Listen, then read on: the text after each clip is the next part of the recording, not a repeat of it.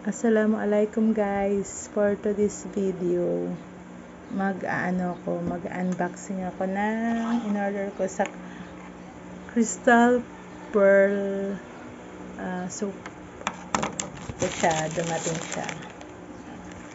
Actually, in-open namin to kanina ni Ryder, tapos sabi ng seller kailangan daw may ganito para legit. So ngayon i-open ko siya ulit.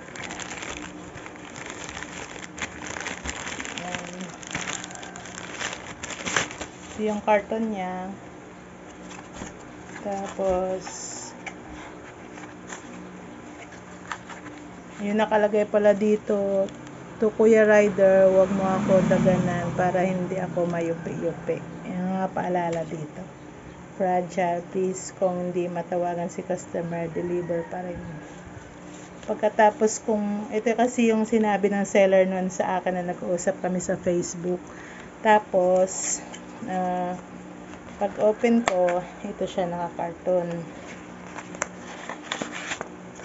Pina-open muna ni Kuyang Ryder pagkatanggap niya pala ng pera. Tapos ito siya, hindi ko pa na-open, pero nabasa ko na ang pangalan ng soap,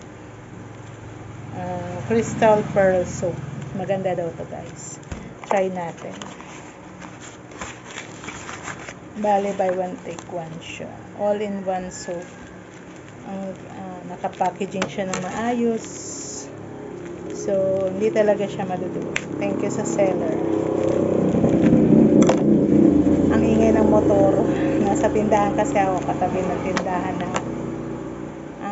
ang tindahan namin, tabi ng daan. Ay. Nako, maganda yung pagkabalot kasi safe na safe.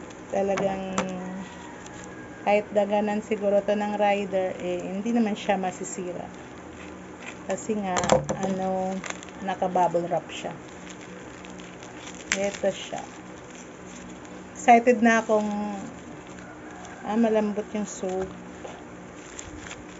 Mag-honest review tayo sa susunod. Ito siya. Ganito ba talaga yung packaging niya?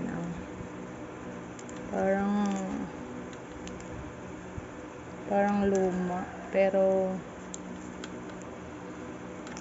ito siya guys. Tama po ba? Susunod na video, update natin kung maganda siya. Maganda daw siya sa katawan at sa mukha. Bye! Thank you!